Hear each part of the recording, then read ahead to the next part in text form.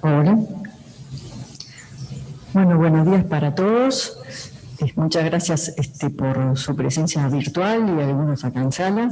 Es un gusto entonces comenzar una nueva sesión del seminario académico.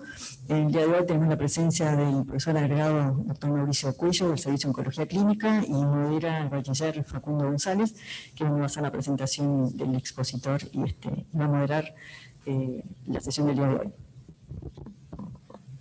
Buen día a todos. Como dijo la doctora Nora, soy Facundo González, estudiante de sexto año de la carrera doctor en medicina. Y bueno, el seminario del día de hoy se llama Rol del HPV en tumores de cabeza y cuello, estudio Interchange, estudio multicéntrico dirigido por la IARC. Lo va a presentar el doctor Mauricio Cuello, profesor agregado del Servicio de Oncología. Por último, para decir que las preguntas que vayan surgiendo durante la exposición van a ser recibidas y formuladas una vez terminada la exposición del doctor. Gracias. Bueno, buen día a todos. Muchas gracias por la invitación. A ver si puedo compartir pantalla acá.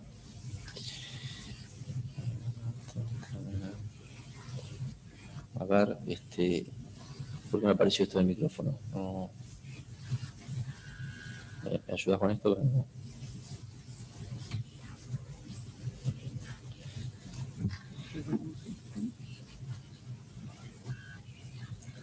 ¿Está? No, era más fácil de lo que creía. Bueno, la idea es comentarle algunos aspectos del estudio Interchange, que como decían, es un estudio epidemiológico multicéntrico que está coordinado desde la IARC, comenzó en el año 2011 aproximadamente y ha abierto un camino de vínculo con la agencia en esta área. Como muchos de ustedes saben, en el hospital funciona desde hace 65 años una unidad de estudio y diagnóstico y tratamiento de tumores de la esfera otorrinolaringológica, y desde hace unos años hemos empezado a desarrollar alguna serie de investigación. La epidemiológica es una de ellas y presentó varios desafíos. Creo que algunas de las cosas que les voy a contar del estudio les va a servir para todos los que de alguna forma quieran generar estudios colaborativos con el exterior y sobre todo en esta área que a priori parece un área relativamente sencilla de investigación, pero presenta dificultades y requiere que uno cumpla determinadas exigencias para poder integrar los datos a pools masivos de información que tiene que ver desde criterios asistenciales, de logística asistencial, criterios de características de estos pacientes que muchas veces a priori uno no los conoce y pueden condicionar el desarrollo de un estudio. En Uruguay no contamos con datos estadísticos sobre la relación que puede tener el HPV con el cáncer oral. Hay muchas interrogantes que están planteadas. Primero, si tiene un rol o no, si nosotros de alguna forma incorporamos los conocimientos que aparecen en la bibliografía internacional. Todo parecería indicar que sí, pero no está del todo claro en Uruguay y en Latinoamérica cuál podría ser ese rol. ¿Cuáles son los serotipos más prevalentes en la población? En general, para el cáncer de cabeza y cuello, no es como el cáncer de cuello uterino, donde hay varias tipificaciones diferentes en función del riesgo y está todo principalmente concentrado en la variante 16, pero no se sabe qué pasa en Latinoamérica.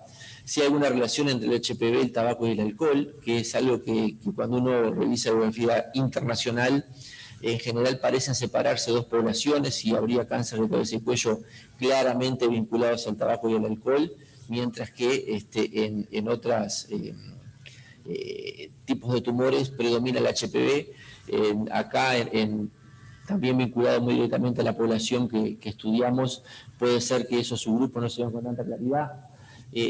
¿La gente del seminario ve lo mismo que digo yo o ven eso? Ay, perdón, yo voy como en la segunda diapositiva. Parece que tenemos un problemita técnico acá en donde no pasan. Ahí cambió. Y cuando lo veo por el sistema no. Sí, bueno, capaz que lo tiene que pasar por acá. Bueno, es una opción.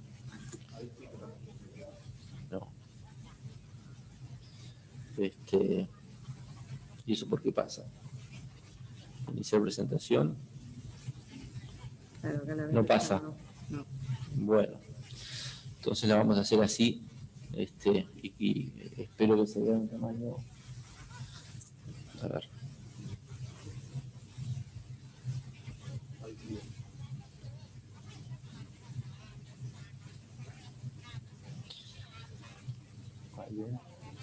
Más o menos. Voy así. Bueno, seguimos entonces.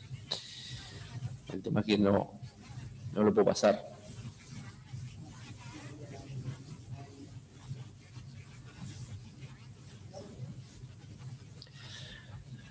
Bueno, otra planteo que puede tener carácter de interés local es si la infección por el HPV podría tender a determinar diferentes criterios de respuesta a un plan terapéutico determinado.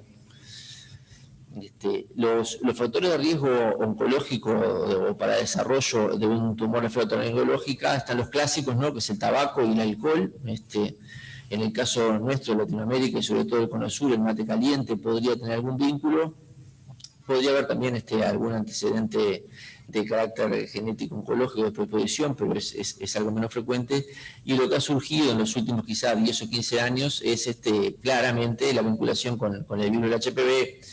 La historia sexual, que es algo que está bastante bien establecido, sobre todo en continentes del hemisferio norte, la escasa higiene dental, la marihuana, el bajo nivel socioeconómico.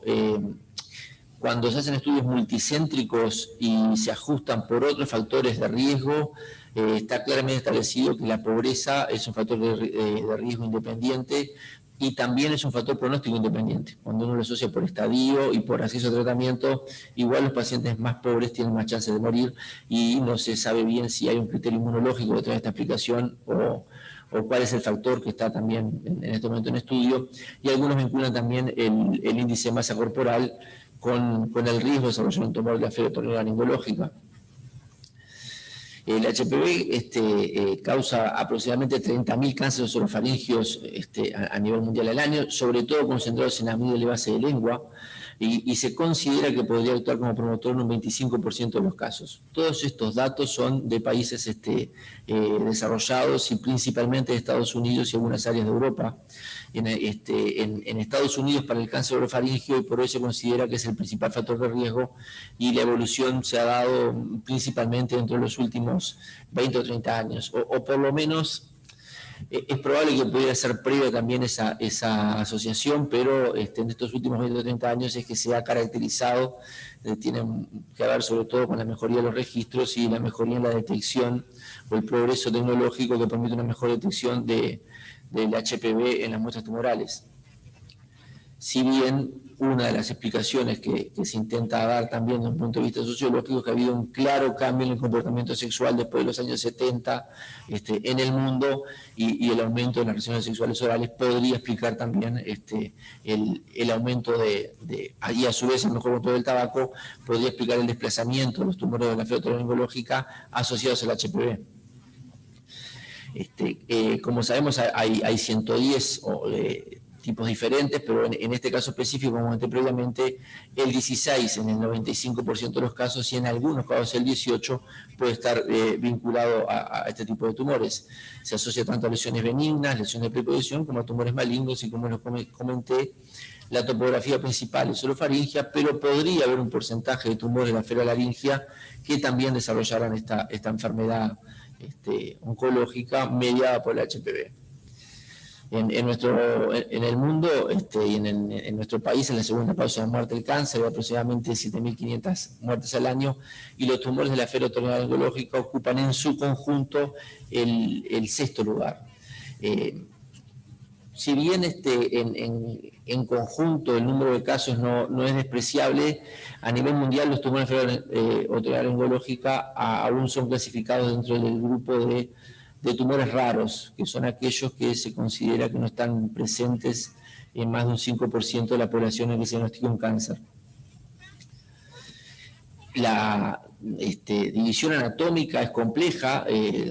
Como sabemos, el carrefour aerodigestivo tiene varios niveles y áreas, y en general para abordar este tema, la gran clasificación más que nada es entre tumores orofaringios y tumores laringios, y en realidad el HPV en otros tipos como la rinofaringe no parecería tener un rol tan importante como otros virus, y en la hipofaringe tampoco. Ha habido un cambio, como les comenté, que ha sido drástico en los últimos 20 o 30 años. Es claro la disminución del consumo de tabaco en Estados Unidos y en Europa, con un desplazamiento hacia otras áreas. El cáncer de cabeza y cuello asociado al tabaquismo viene disminuyendo, pero hay un aumento muy notorio del asociado al HPV, con un incremento que se considera que es exponencial en los hombres jóvenes, con un aumento de un 3% anual en los últimos, te diría, del año 73, es un 3% anual el aumento de la incidencia de esta enfermedad. El cáncer de laringe se encuentra más o menos estable, con una disminución, que es el más tabaco dependiente. En Uruguay también podemos decir que ha habido un gran cambio en los últimos años en lo que respecta a la incidencia y la mortalidad por este tumor. Y el cáncer oral y faríngeo, en algunos lugares sí podemos ver que hay un aumento más sustancial, es más o menos discreto en los Estados Unidos, en la raza blanca, pero es muy importante en Dinamarca y en algunos otros países de Europa. En Latinoamérica, Colombia también registra un aumento y Costa Rica también. En el Uruguay la tendencia de mortalidad en la laringe viene bajando. Esto creo que tiene que ver con el diagnóstico más precoz y con la introducción de tratamientos cada vez más efectivos. No pasa lo mismo con la mortalidad en los tumores orofaringios, y ese aumento podría estar vinculado a un aumento numérico, puede estar vinculado a un aumento en la incidencia de esta patología. Esto es la prevalencia de los tumores asociados al HPV, es un trabajo de Gissi Amber de Sousa, que es la persona que quizás más ha investigado en HPV en tumor de la esfera otorrinolaringológica, y ustedes pueden ver ahí desde el año 85, donde se empiezan los registros de mayor calidad, hasta el 2010 el aumento considerable de la prevalencia de estos tumores. No hay un gran cuestionamiento en lo que respecta a la asociación epidemiológica. Si bien desde el punto de vista de determinación de la causa requirió muchos años de estudio, eso es un concepto que está bien consolidado, por lo menos para el hemisferio norte, en lo que hace a la asociación patogénica y también al eventual comportamiento pronóstico que pueden tener estos tumores.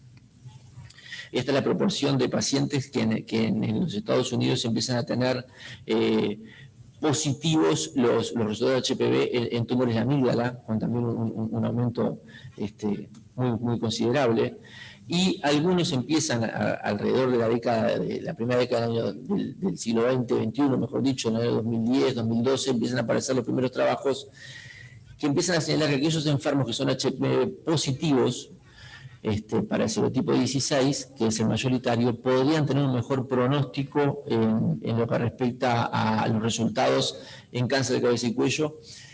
Y esto ha provocado un cambio muy trascendente, porque hoy un elemento que integra la estratificación de cáncer de pulmón es la determinación de la proteína P16, que es un marcador secundario de infección por HPV. No hay que confundir HPV16 con la proteína P16, pero frente a la infección por HPV se genera una producción y mantenimiento de los niveles de P16, que es su detección por inmunohistoquímica en estos enfermos. Hoy por hoy se toma como un estándar secundario de infección por HPV e integra, como les comenté previamente, la construcción pronóstica de los pacientes que tienen un tumor de cabeza y cuello.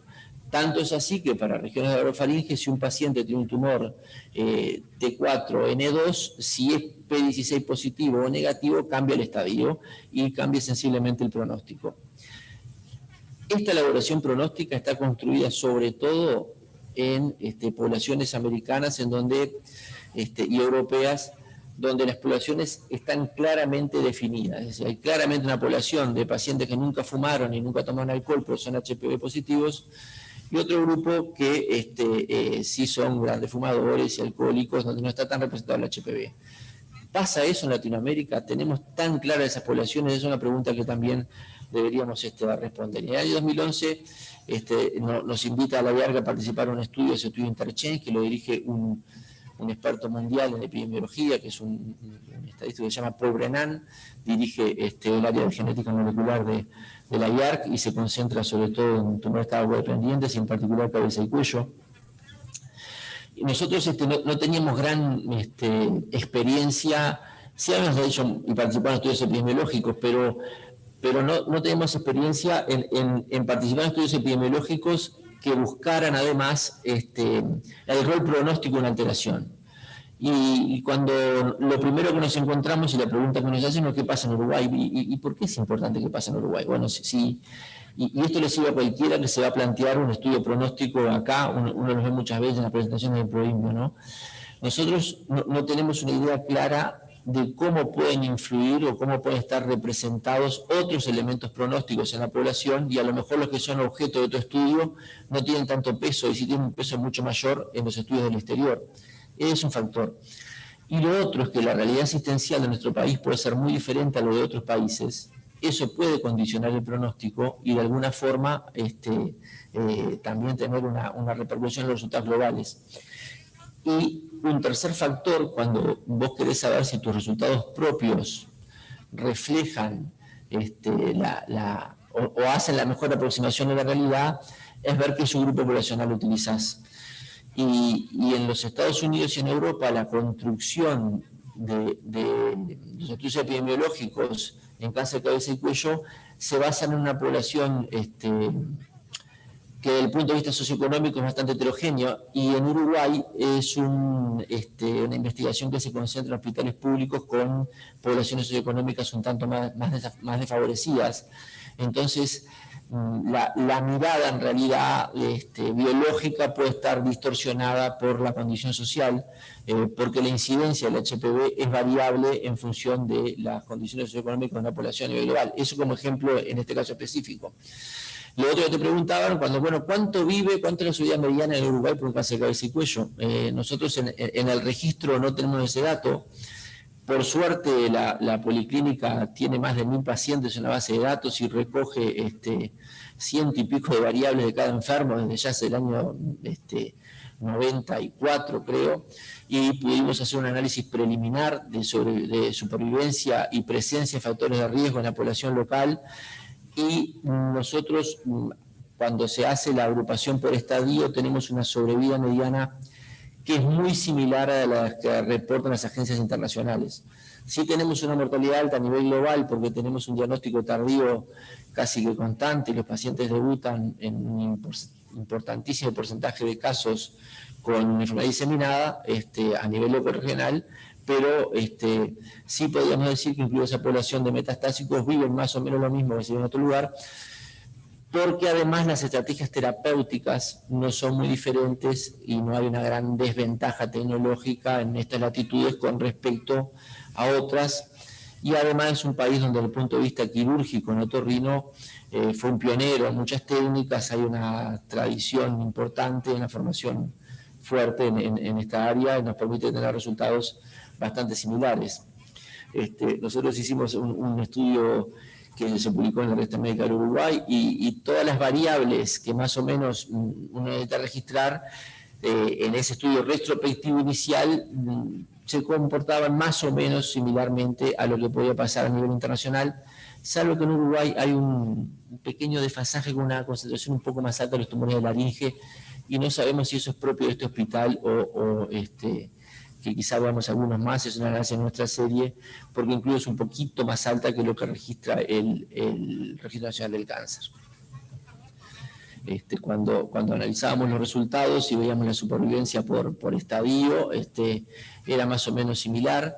Nosotros también analizamos el impacto de los factores pronósticos y la diferencia entre la topografía, la laringe contra otro, se comporta más o menos similar con los otros estudios que hay a nivel internacional, con la mejor supervivencia para el tumor de laringe.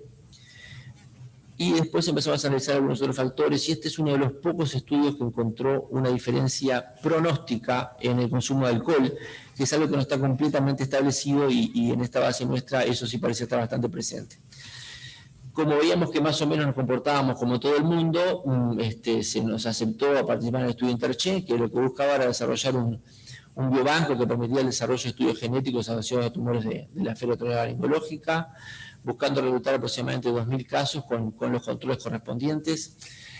Los estudios que buscan el reclutamiento de controles son un trabajo extremadamente arduo. Los equipos les cuesta conseguirlos. La relación muchas veces no es como lo marca el protocolo. El Interchange no lo logró. En realidad nosotros aportamos algunos controles, Argentina también, pero Brasil, que tenía el mayor número de centros, en un momento definió no integrar controles, ¿no? La obtención del registro clínico de alta calidad es complejo, sobre todo porque es una subpoblación que tiene dificultades de adherencia por cuestiones económicas, porque además asocia muchas veces conductas adictivas que lo alejan de los centros de salud y es complejo. Y un objetivo era ampliar la colaboración entre los centros de Latinoamérica y la IARC. Eso se ha dado muy buenos frutos y les voy a mostrar un proyecto al final que ha ganado el equipo muy importante para seguir trabajando en esta área. Se desarrolló desde septiembre del 2011, donde se aprobó el protocolo final, se discutieron aspectos diferentes, éticos, materiales, de biobanco y de fondos. Uruguay al de los fondos llegó tarde, pero igual pudimos ser parte de la distribución. Incluimos el primer paciente en el 2012 y el periodo de reclutamiento fue de 5 años y recién estamos terminando el seguimiento de 5 años de los últimos que ingresaron, y por un acuerdo que hay del grupo, muchas de las publicaciones eso se exigió para determinadas variables que hubiera por lo menos 5 años de seguimiento de los enfermos, y estamos en este momento en pleno proceso de análisis, además de que la recolección de las muestras y el envío a la IARC de algunas de ellas ha sido problemático para varios países. Nosotros no estamos lejos de eso. La idea era colectar sangre, tejido tumoral y tejido fresco, completar un cuestionario de calidad de vida, un cuestionario de hábitos, hábitos de vida, un cuestionario clínico. Y para Colombia, Argentina, en Buenos Aires y Uruguay, por primera vez en Latinoamérica y para cáncer cabeza del cuello, se les ofrecía a los pacientes participar en un estudio de comportamientos sexuales, porque también es interesante ver, en Estados Unidos, por ejemplo, en los estudios de GC-Amber está claramente establecido que aquellos pacientes que tienen un determinado volumen de relaciones sexuales orales y no orales, tienen un porcentaje determinado de positividad para HPV que está casi que bastante bien establecido. No había ninguna información con respecto a eso en Latinoamérica. El seguimiento de los casos era hasta 60 meses. La base de datos era online, que es un reporte que se genera. Y todos los países pueden acceder en cualquier momento a sus datos, pero el sistema de publicaciones y análisis, ahí en ese caso es necesario, se presenta una propuesta que discuten todos los líderes de los diferentes centros y en función de la aceptación se hace una autorización de datos y se le comparten a ese investigador todo el grupo de datos que tú necesitas para una propuesta específica. Esto es relativamente abierto porque ahora estos datos integran un repositorio de datos muchísimo mayor que son aproximadamente 10.000 enfermos. ¿Qué pasa con la prevalencia internacional en HPV? Que era lo que se sabía hasta el momento, ¿no? Había varios estudios grandes y la prevalencia...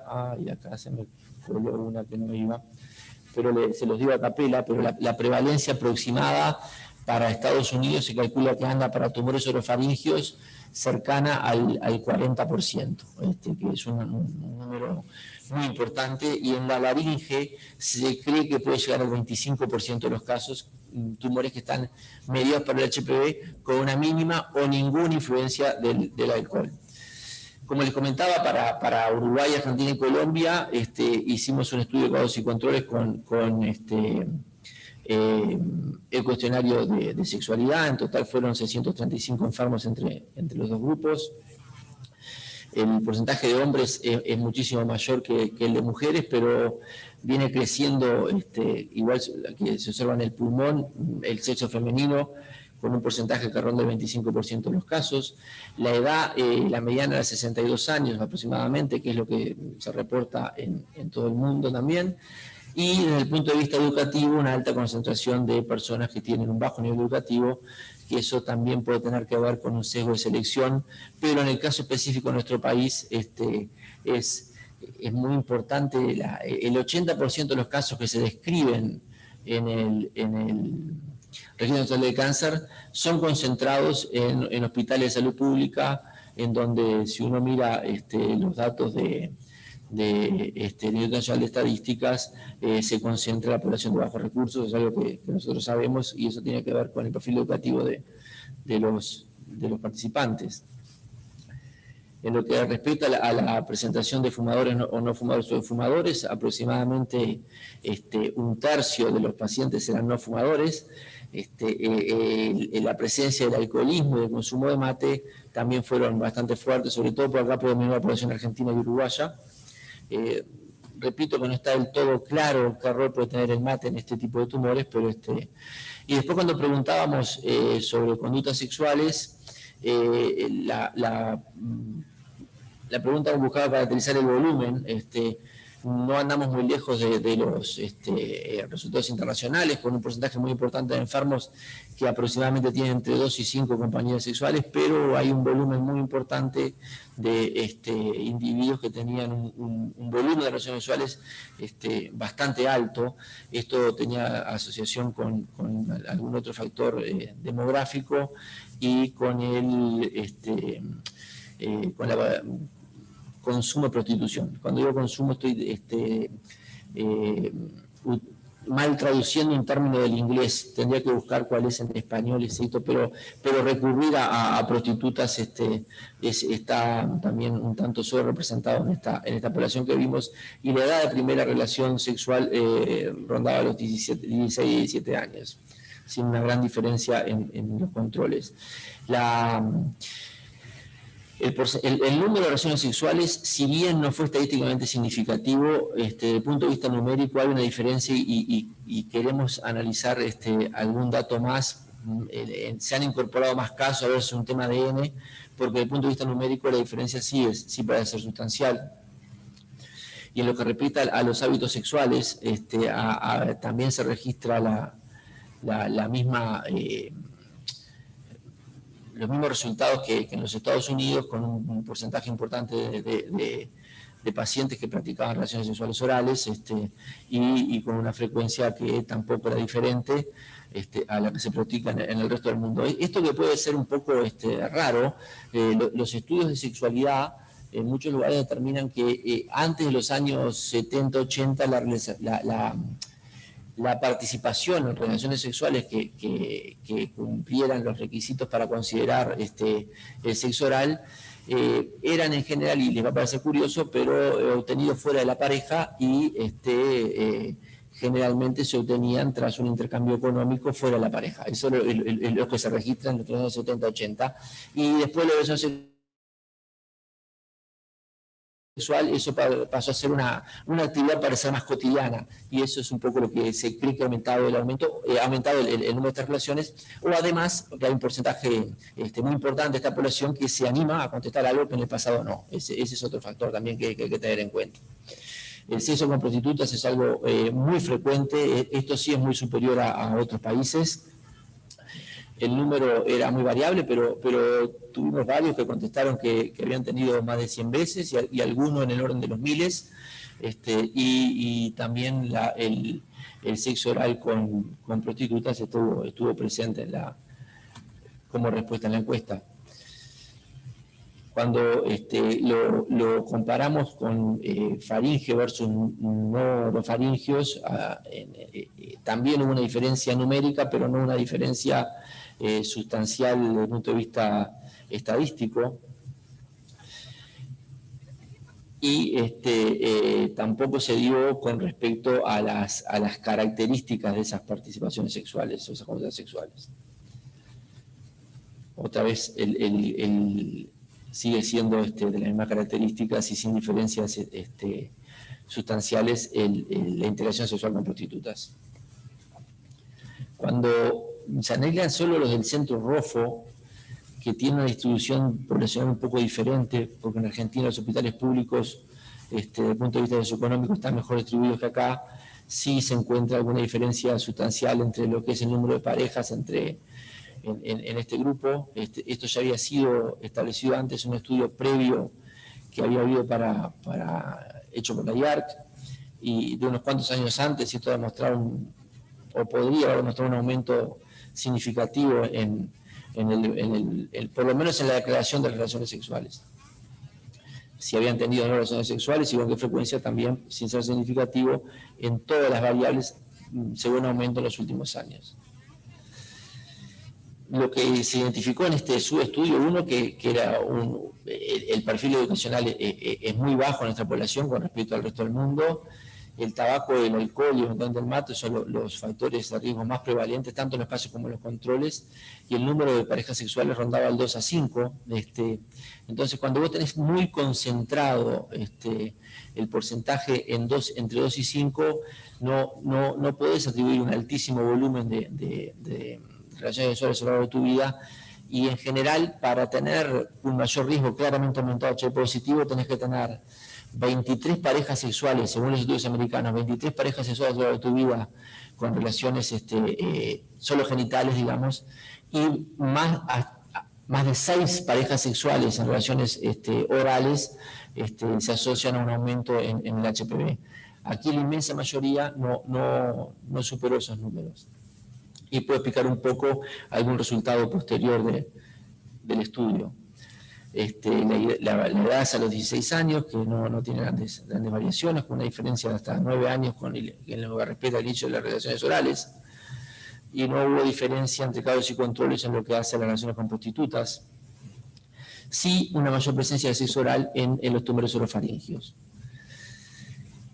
¿Qué pasaba con el HPV? Nosotros, cuando empezó el estudio, no estaba tan claramente establecido que el P16 por inmunohistoquímica tuviera un valor hoy por hoy que se considera casi idéntico a la tipificación con HPV para cáncer de cabeza y cuello, y no estaba incorporado en el estadiaje. La tipificación de HPV ha tenido cambios en los últimos años, y también teníamos previsto la radiación en suero, que después les voy a contar bien qué pasó con eso. Nosotros portamos 94 muestras con tejido de Uruguay, y por inmunohistoquímica positivo tuvimos 9 pacientes, es el 9,7%, es un porcentaje bastante bajo, diría que muy bajo, con respecto a la bibliografía internacional, pero cuando vemos un estudio previo del GENCAPO, que es un grupo cooperativo brasileño muy grande que estudió 1.200 casos, el porcentaje que ellos tuvieron fue de 3,9%, y si analizamos los datos, por ejemplo, en algunos estudios en África, ese porcentaje baja al 2%. ¿Qué pasa? Nosotros no tenemos la separación poblacional tan clara entre pacientes que tienen un cáncer de la flora neurológica sin antecedentes de alcoholismo y tabaquismo y solo HPV positivo, ni viceversa. Y lo que hay es una mezcla de factores de riesgo en donde no parece estar muy representado en nuestra población el HPV. Hicimos la tipificación en algunas muestras. Tenemos algunos resultados que se van a tipificar en la IARC cuando las podamos enviar definitivamente, porque en estos resultados preliminares hay una cierta sobrerepresentación del HPV 18, y es un resultado que nosotros tenemos que de alguna forma afinar. Sí tenemos un primer análisis de lo que pasa en el resto de los países, integrando datos de Colombia, de Argentina y de Uruguay. Brasil no terminó de participar, con una población que es bastante heterogénea, y además se analizaron otros factores pronósticos. Un factor pronóstico muy importante, incluso más importante que el HPV, en las poblaciones locales en particular, es el tiempo al inicio del tratamiento. Nosotros tenemos una publicación que está por surgir, está claramente determinado que hay 11 meses de diferencia en la sobrevida mediana si un paciente se empieza a tratar antes o después de los 40 días del diagnóstico, y estamos pendientes de determinar cuál es el valor de los factores socioeconómicos en estos subgrupos. El primer artículo que se publicó, que fue con proyectores sobre vida después de cáncer de cabeza y cuello, en el estudio de Interchange, se publicó con el primer grupo de enfermos que llegaron a 5 años de seguimiento, y no fueron muchos, unos 200, y en este subgrupo, cuando nosotros analizamos la positividad o negatividad del HPV, en este subgrupo sí parece haber un beneficio, pero eran muy pocos los estudios de HPV positivo, solo 33, y ahora ya tenemos prontos y maduros para el análisis de los factores temporales, aproximadamente 1.200 pacientes, y en los próximos 2 o 3 meses la idea es incorporar todo el volumen de datos de HPV, que como les comenté, muchos están basados en PERI-C6 y estamos terminando la tipificación molecular. ¿A qué nos llevó esto? Con el consorcio nos presentamos un segundo proyecto, es el proyecto GESpace, que consiguió una financiación de Horizonte 2020 y logramos una financiación de 4 millones de euros. La idea es participar en los factores pronósticos, tanto moleculares como socioeconómicos y otros de carácter biológico ambiental. Hay 10 subgrupos de trabajo. Nosotros lideramos el subgrupo 2, que es la identificación de las causas de retraso en el acceso a tratamiento, que lo hacemos acá en colaboración con la Universidad de Glasgow. En la Universidad de Glasgow fue donde se determinó como un factor de riesgo y pronóstico independiente la pobreza, y estamos haciendo en este momento la inclusión de enfermos. Este estudio empezó hace poco y nosotros vamos aproximadamente 15 enfermos. La idea es que haya 100 por país, participan 10 países y 14 grupos internacionales.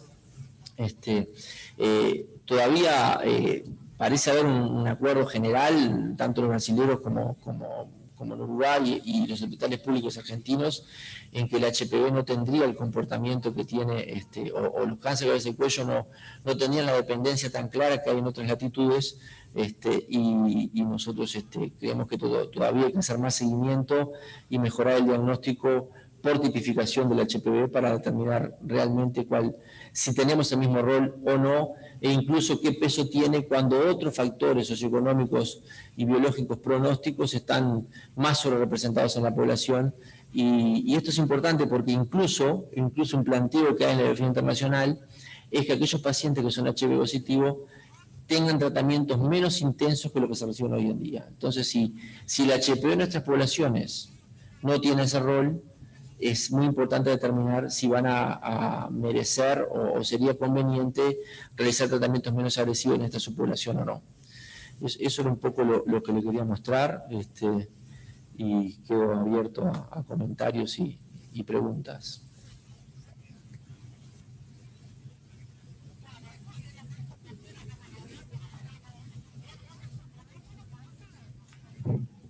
Muy bien, Mauricio, muchas gracias por la exposición. Acá hay una compañera, Sofía Ioco, que pregunta: en el estudio por inmunohistoquímica de P16, ¿las muestras de tejido fueron en fresco? No, eso es muy buena pregunta. En realidad las muestras de inmunohistoquímica en fresco nosotros las hacemos en cortes de parafina, es en tejido parafinado, y uno de los problemas que tienen es que, para todos los estudios, ¿no?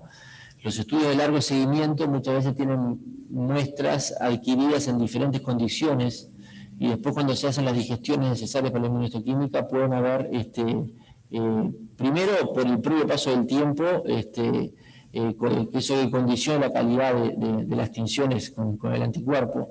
Y después, más allá del tiempo, variaciones que pueda tener el laboratorio en la calidad de fijación, los tiempos de fijación, muchos elementos que te condicionan eso, ¿no? Ese es uno de los problemas de los estudios que vos realizás con largo tiempo. Y de alguna forma, otro factor que es particular acá es que nosotros no hicimos la determinación de P16 enseguida del diagnóstico, porque todavía no estaba incorporado como un elemento de la estratificación de cáncer de cabeza y cuello. Entonces hay algunos enfermos que inicialmente, con muestras viejas, se guardaron y se hicieron ahora, y otros que la tuvieron inmediatamente. Entonces la concentración de casos positivos puede estar aumentando en esos enfermos que se hizo inmediatamente la atención con respecto a los de banco. La tipificación del HPV sí se va a hacer en tejido fresco, que igual el volumen de muestras es mucho menor al de parafina, y en parafina también.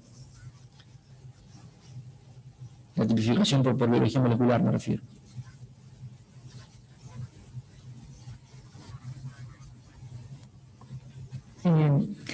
Quería felicitar a Mauricio, realmente excelente el estudio. y las valoraciones que hiciste, perdón, voy a sacar esto, en relación a los sesgos que puede haber, ¿no? Cuando uno estudia o pretende estudiar factores pronósticos y demás, y cómo es en el marco de nuestros posgrados, nos centramos en determinadas poblaciones, en hospitales públicos y estamos sesgando. Esto estaría bueno que se elevara como otro nivel, ¿no? Que sea de interés nacional saber esto cada vez más. La epidemiología molecular y todo lo demás. Así que, excelente, me parece muy interesante. Y tengo un montón de preguntas, pero vamos... Una puntual respondiendo a esto. Nosotros cuando lo presentamos al proyecto, lo presentamos en una institución mutual, y el comité de ética definió que no era pertinente la encuesta sobre hábitos sexuales y no aprobó el estudio. Para que vean, ¿no? Con toda la serie de escollos que te puedes encontrar, y bueno, en realidad lo terminamos haciendo donde podíamos, pero es verdad, esta enfermedad está claramente infrarrepresentada en el sector mutual porque es una enfermedad de pobres, es como el cáncer de cuello uterino, no tan asociado al HPV, pero también acá a muchas condiciones socioeconómicas y de hábitos. Bueno, eso sin duda, pero de todas maneras creo que vale la pena. Ahora, parecería que lo sexual no forma parte de la salud, ¿no? No, les asustó. Yo qué sé. Consideraron que no era adecuado. Así está escrito, lo tengo increíble, marcado. Una de las preguntas tiene que ver con el genotipo, ¿no? Se hace hincapié como que más frecuente es el 16, que a nivel del cáncer de cuello uterino también hay el 16, 18, varios. La pregunta era si es que hay algún perfil diferente de genotipos en lo que tiene que ver con los cánceres de cabeza y cuello y con el cáncer. Si bien, como dijiste, puede estar vinculado, ¿no? Y el aumento de las relaciones sexuales orales, pero si hay algún perfil diferente que pueda tener que ver con otra cosa, con el tipo de epitelio o algo, es decir, si la hay entre cáncer de cuello uterino y cáncer de cabeza y cuello, esa es una de las preguntas. Si se ha visto, ¿no? Se ha visto, sí, porque se cree que la concentración del HPV-16 es porque el ambiente amigdalino es como más, entre comillas, confortable para determinados serotipos. Nosotros igual estamos ansiosos por culminar todo el volumen de estudios de HPV porque nos dio el 18 y nos preocupa porque o es real o tuvimos un problema, pero queremos cotejarlo con otro grupo al que nos dice. Las muestras que tenemos acá, algunas de 18, algunas también 16, pero la idea es cotejarlo en gran volumen porque todas son pocas. Se cree, eso sí, que habría de alguna forma una predisposición a ese subtipo 16 porque el epitelio amigdalino es más es un terreno más fértil para ese subtipo del virus. Te hago otra vinculada y creo que hay más y no quiero acaparar todas las preguntas, pero viste que en Uruguay hubo algunos reportes que no sé si se han actualizado, donde mostraban que los genotipos en cáncer de cuello uterino no eran exactamente iguales a los reportados en el mundo. ¿Esto puede estar afectando lo que uno encuentra a nivel de cabeza y cuello? ¿O habría que hacer, no sé el genotipado cómo lo van a hacer, si van a abarcar un amplio espectro de... Sí, se hace todo. En realidad, van a ser parte dentro del GESPACE, que es el segundo proyecto, van a integrar los biobancos de todos los proyectos epidemiológicos de la IARC. Y yo no lo puedo ver todavía, pero uno de los grupos que participa, te sentás a hablar con ellos ahí, es como síndrome del impostor, ¿no? ¿Qué hago yo acá? Que terminé parando en ese grupo. El grupo lo integra los tipos que desarrollaron y de alguna forma descubren el Sanger. Entonces te hacen toda la secuencia del tumor para ese cuello por $16. Ese es el costo de investigación para hacer toda la secuencia. Bueno, entonces nos van a secuenciar todo el genoma tumoral y la idea es, como la secuenciación es completa, ver qué serotipos hay y en principio vamos a buscar todos. No hay muchos reportes que se salgan del 16 y el 18, ya te digo, el 95% de 16. Si acá igual, si vos mirás el de ese cuello, Es diferente y hay otros que no están descritos, pero no creo que esa versión pudiera explicar lo que se puede encontrar acá. Igual, creo que nos pasa eso, ¿no? En Argentina es un país más grande, ellos tienen en pacientes, tienen más enfermos que nunca fumaron ni tomaron. A nosotros, esas dos poblaciones tan separadas, no existe esa población, no la tenemos. Es raro ver pacientes que nunca fumaron. Creo que tenemos 11 cánceres de laringe, más de 600 que tenemos en los últimos años, y en orofaringe habrá 20. Y creo que no. El grueso de los tumores son por conductas asociadas a alcoholismo y tabaquismo, y esto no está tan presente, y en los que está, como se combina con el otro de riesgo, todo tenemos que ver cuál es el rol.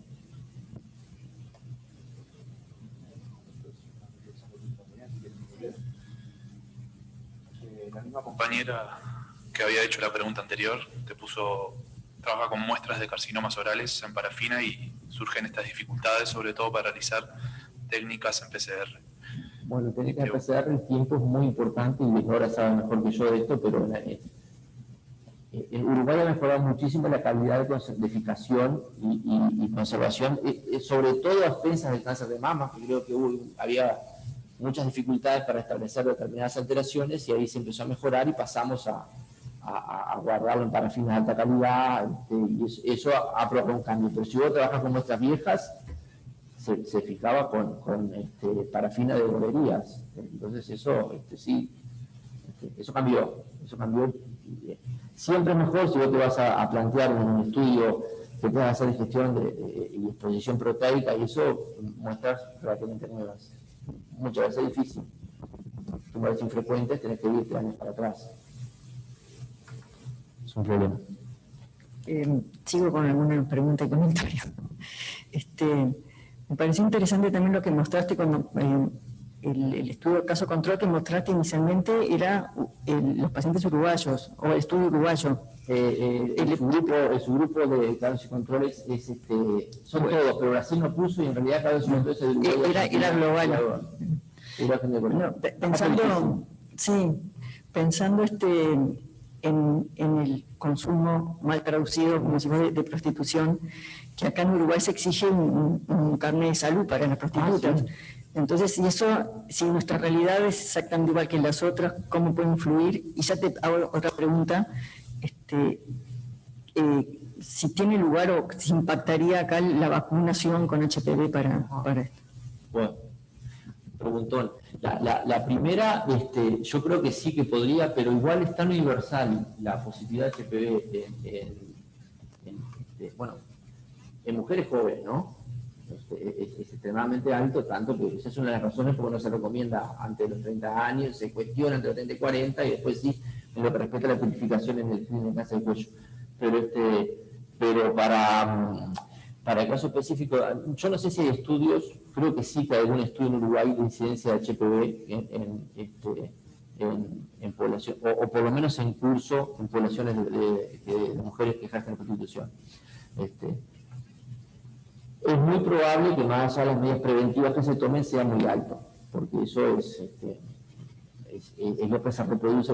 Sí es verdad que en una población mejor controlada, vos podés influir sobre el desarrollo de enfermedades propias en esa mujer. Me matás con la pregunta si eso condiciona la transmisión, ¿no? Porque en realidad además el doctor es el hombre, ¿no? Eso está clarísimo. Y cuando nosotros miramos obviamente el consumo de prostitución, es también por parte de los hombres. Es decir, hay prostitución masculina también. Hay prostitución masculina, no, e incluso eso lo preguntábamos también. Nosotros lo preguntábamos también, pero incluso con esa prostitución masculina, el gran vector es el hombre que consume, y o que recurre a la prostitución. Entonces eso no creo que pueda tener un impacto.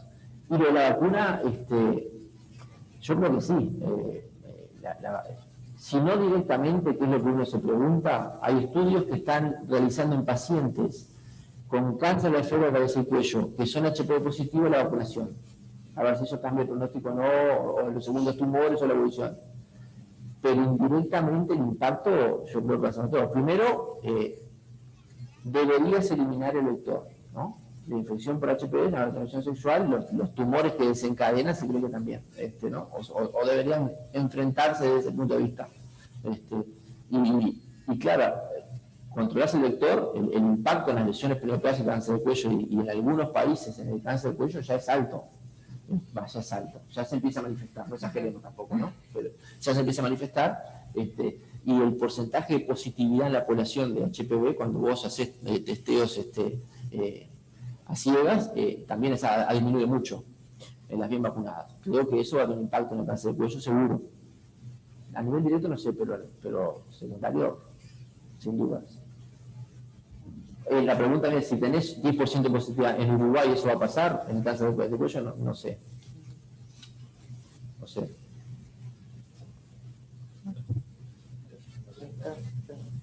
Preguntamos si alguien... Si hay alguna persona más del otro lado del Zoom tiene alguna pregunta más, y si no...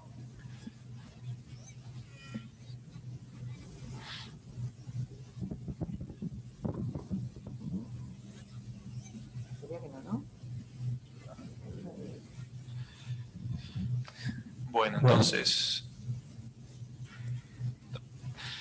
entonces damos por finalizado el seminario del día de hoy.